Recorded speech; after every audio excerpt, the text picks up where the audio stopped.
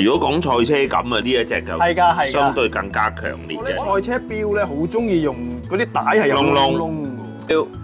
如果皮帶只係1080蚊啫，哇平！啊，標童特別版又嚟啦！自動嘅中心陀飛輪 Ultra Light， 係喎，出得20隻嘅啫。哦，係啊係有條好幼嘅線啊！哇，有夜光㗎喎，你死未犀利啊！ ？3980抵！抵啦嘛！整你所講好靚嗰個位就係哇！呢個一回彈呢下咧係好爽㗎。計時，竟然咧佢個定價只係加上係4980蚊。限量。 Hello， 大家好，又到咗標童為大家介紹今個星期嘅靚標精選。哇！今個星期咧好多正嘢，有我中意嘅嘢添喎。係啊，先嚟一隻咧，就係我杯茶啦。我一劈頭就影你啊色，呢隻就係我最中意嘅顏色啊！介紹就得噶咯。嗱，呢個 Candora 咧係一個美國品牌啦。今次咧呢一個當然都係自動手錶啦。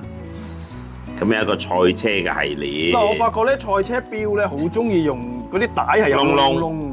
係啊，因為好多時啲賽車軚環啊，入邊嘅飾品啊，甚至乎賽車嘅手套咧，都係有呢啲窿窿喺度。所以有咗呢個 design 就會感覺上係關事。有陣時我見到啲的士司機咧，戴住隻賽車手套咧，覺得佢都快咗幾廿公里咁。咁犀利㗎。係喎。嗱，咁呢一隻咧好明顯係用一個懷舊嘅感覺出啦。睇下係咪真係賽車？咦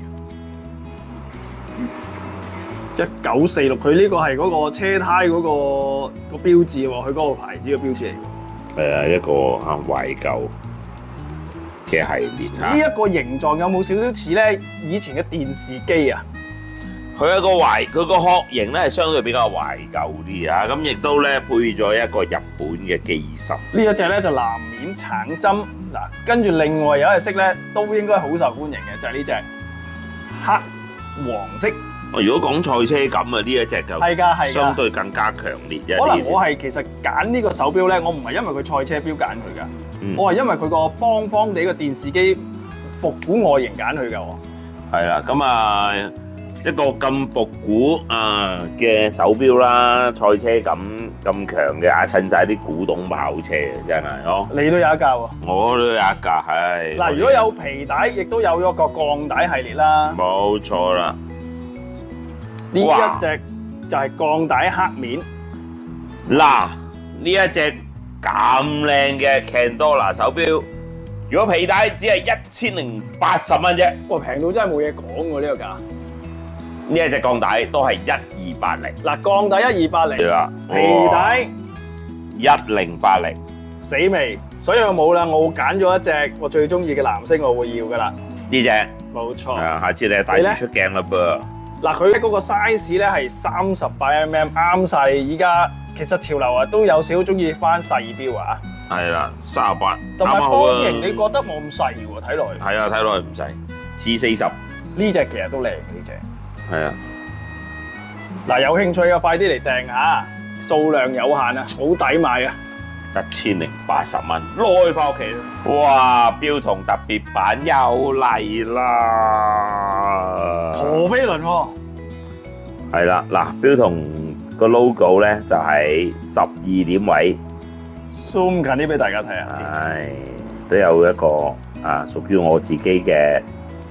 每逢標童咧同一啲手錶品牌 crossover 咧，都會擺翻呢一個標童嘅 logo 落去嘅。今次咧，標童咧就同萬希泉聯手啊，打造一隻最抵玩嘅陀飛輪手錶俾大家。今次呢一個系列咧，我哋係用咗 aluminium， 即係鋁合金，係，所以做個錶殼啦，係咪啊？所以咧後邊會寫住超輕 Ultra Light， 係喎，係啦，咁啊當然都係藍寶石面啦。咁跟住咧，佢係一個自動嘅中心陀飛輪。哇！仲要咧，佢裏邊有好多組件都用翻你個錶殼嘅黑色去做喎，佢。冇錯啦，咁就配咗11粒黑色嘅水晶。zoom 一 zoom 啲水晶先，黑水晶。係喎。睇落去就比較酷一啲啦，嚇。嗱，少不免一定要欣賞下個陀飛輪嘅運作，其實買得陀飛輪手錶係好靚㗎，咁樣睇。係啊，嗱，大家都有留意萬希泉呢個品牌㗎啦嚇，動不動咧定價都有3萬到10幾萬都有嘅，但係平均價格應該4、5萬蚊一隻到啦。今次啊破天荒啊，同標童一齊推出呢隻萬希泉，只係9800蚊啫，1萬蚊都唔使。但係咧，知唔知點解我要講？但係咧，但係咩咧？出得20隻嘅啫。哦，係係，冇錯。後邊有個 number 㗎啦，你睇一睇啊嗱，後邊有刻住嘅，呢度係第17隻啦。咁 total 係得20隻嘅啫，呢隻萬希泉嘅特別版手錶啊。係啦，咁啊有興趣嘅朋友快啲就嚟搶購啦，因為咧我每次出嘅 crossover 咧只係出1次嘅啫，都唔會翻出㗎啦。無論佢幾好賣都好啦，我都係唔會翻出嘅。咁啊買過之前嘅朋友都會知道㗎啦。咁啊今次呢個9800蚊亦都係破天荒嘅價錢同萬希泉，戴上手俾大家睇。哇！正啊！正！哇！巴西啊！係喎，黃綠色仲唔係巴西？係黃綠就唔係醫生啊，得啦，大佬。哇，好有趣嘅酒桶型喎，呢隻色。係睇睇先，哇！酒桶型嚟講，呢一隻都算幾 sharp 喎。啊，我想講會唔會算薄咧？如果以一隻自動錶嚟講咧，酒桶型嘅自動錶呢隻算都呢隻都算幾薄啊，係同佢錶帶嘅厚度都係差唔多。係喎。啊，咁啊，但係佢相當之唔錯嘅一隻啊透視機芯。嗱，佢個錶個殼咧有啲咁嘅運色喺度咧，其實呢一隻係係咪碳纖嚟嘅咧？係碳纖，仲要係有夜光嘅碳纖。哇！有夜光嘅喎。你死未？犀利啊！犀利啊你！同埋咧，我欣賞佢呢個酒桶型咧，同一般我哋成日而家好興啊酒桶型，但係咧佢呢一個係多咗一個層次感喺呢啲邊位度。係個面頭嗰度多咗一層喺度嘅個切割啫嚇。佢係咪頂同埋底個殼都係碳纖嚟㗎？係啊，冇錯，底面都係夾住中間嘅鋼殼，相當唔錯喎。本身同埋咧，我想 zoom 一 zoom 個錶面俾大家睇下。大家如果留意到咧，其實佢有一條好幼嘅線啊，啲鋼線嚟嘅我諗，貫穿咗成隻錶嘅唔同嘅位置咧，有啲滑輪咁嘅感覺喺度。係咪好得意啊？有啲歪牙，有啲滑輪。係啊，係好細緻嘅呢啲位，其實做得係冇錯。咁啊，襯個配色啊，相當之靚啦。嗱，再睇埋呢一隻色啦，黑金。黑金。嗱，今次咧我就冇咁 buy 呢隻黑金啦。點解咧？我揀隻藍色喎，今次會。即係呢一隻啦。係你咧？你都中意邊隻色啊？我本人就最中意隻白色，我覺得白色襯金色係幾靚嘅都 OK 嘅。好膠紙啊，高級感，再配埋啲夜光，你睇下。掂啊！嗱，雖然咧我哋有各自心水嘅顏色啊，但係都唔可以唔影住紅色嘅。紅色咧啱晒咩咧？新年。同埋有一班朋友係特別中意紅色手錶，我想話俾你聽。冇錯，我以前全部手錶嘅膠錶咧，我都係買紅色㗎。嗱，呢隻咁靚嘅夜光碳纖手錶咧，原價係9500蚊嘅。哇，唔平喎！喂，我哋呢度啊一定啊買錶啊嚇有 discount 噶嘛，依家折咗3980，抵啦嘛，抵。好，冇嘢講啦，冇啊，快啲落嚟睇下啦。好似現貨添喎。下年馬年啦噃。呢隻仲要係彩色馬，好有藝術嘅感覺喎！呢隻馬。其實就咁睇唔出係一隻馬嚟。靚喎！嗱，我冇睇錯咧，呢隻應該係我哋之前咧有介紹過嘅 Chronos Art 嘅碳纖機械計時錶。係啦，冇錯，而佢用一個倒柱型嘅機芯，所以咧呢一隻計時馬錶咧，嗰個計時位咧係相當之暢順嘅。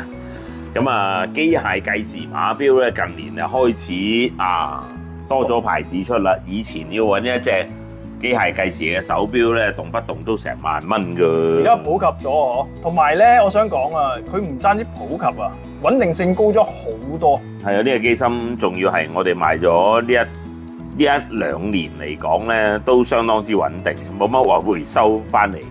喂，係好穩定嘅，而家嗰個技術真係進步咗好多。係啦，咁啊，另外有啲嗱，佢殼係碳纖啦，所以啲紋理咧係好靚嘅。嗱，加上佢呢一個應該我諗都係馬年特別版啊，限量出唔多㗎呢。佢呢個馬年特別版咧，用呢一種馬咧，相對嚟講就唔係話好中式嘅感覺。係變咗咧，有多咗幾分嗰啲藝術嘅感覺。藝術咁啊，一路中意呢一個款式，又覺得哇喺馬年整翻隻馬錶都好喎。嗱，不如試下個計時啊！雖然咧，我諗之前好多朋友都知咩係機械計時，但係我哋都認一認，因為我每一次都會講呢一句，我覺得睇機械計時嘅還原咧係好好睇嘅。嗱，撳一撳個掣咧，就開始個馬錶計時啦。你見到我好似秒針呢個部分，其實係計時針嚟嘅。撳多下咧，嘿，嗱咁就停咗落嚟啦。咁啊，劉醒你所講好靚嗰個位就係，哇！呢個一回彈呢下咧係好爽噶。係啦，咁啊，倒儲輪嘅機芯最特別嘅地方咧，就係呢一個裝置咧，令到呢一個計時嘅位咧，相對咧回針嗰下嘅力咧就會輕一啲，但係嗰下會啪一聲飛翻去嗰下咧，就唔會咁容易令到呢一個部件容易壞。換言之會襟用啲㗎。係啦，冇錯啊！咁呢個計時相對嚟講咧，係一個算係計時馬錶入邊嘅一個比較 upgrade 少少嘅一個版本啦。係，但係而家真係普及咗，可以我哋普及到咧，一隻咁貴都買到，以前幾萬蚊先有。冇錯啦，今次呢錶嘅定價仲嚇鬼死人添。係幾多錢咧？如果普通3針碳纖殼嘅錶咧，可能已經要7-8千蚊，4-5千蚊咯。如果3針喎，我講。哦，3針唔係計時。唔係啊，係啊。咁呢一次配埋隻計時，竟然咧，佢個定價只係4980。加上係限量嘅馬年版嚟喎。係啊，限量版4980。哇，咁都真係值得入手喎！帶上手睇下先啊，標童。我都覺得有啲離譜啊，平到。你覺唔覺咧？有陣時咧，一個咁正經嘅錶款咧，加啲適當嘅圖案喺裏邊係零舍靚嘅喎。係好有型，簡單有型。我怎遠睇我睇唔出佢係馬，但係好有特色咯，咁樣。嗱，幾靚啊！係嗱，咁有興趣嘅就落嚟睇下啦。呢隻錶係絕對值得入手，同埋今次呢隻 size 咧，佢係比之前嘅大翻少少嘅。係冇錯。之前嗰個係40mm 嘅。係。呢一隻咧42mm，仲啱你添喎。係冇錯，果然係唔錯。等我再影一影佢先，都係藍寶石鏡添啊，好靚啊！